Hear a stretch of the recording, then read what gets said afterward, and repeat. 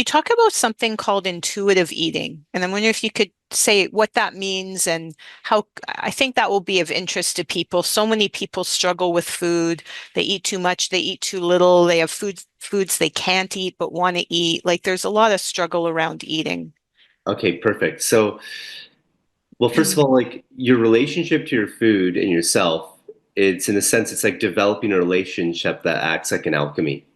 Example, um, what's your motivation? When we work, we make money. So we work to make money because we have to survive. Hmm. What's your motivation around cooking? So I like to use the analogy of like a river of intuitive eating. So when you're watching a river flow, the stream will continually go in a beautiful direction. It won't stop, but the water itself will continue around any rocks or streams properly Hmm. and it will just flow. And in a sense, I like to bring that back to intuitive eating. So, learning your constitution and what is the best choice for you during the seasons and that which shifts with health. So, for example, if we look at the season that we are going into, we're coming out of a colder season of from September, October, November, December, January, and February. We live in Canada. Yeah. Yeah, yeah, which have been more in the sense of it's been really cold.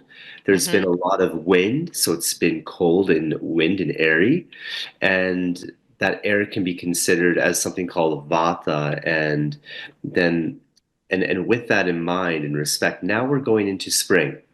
So I like to really consider looking at spring as in your body, okay? When you're thinking about foods that you want to consume, for example, you're looking at a sewer drain pipe and you can see all the stuff that's muffled around it and hasn't gone into the sewer yet, so it's kind of stuck a little bit, right? Okay. So, for example, when we look at this season, we consider the spring season called kapha season. Why?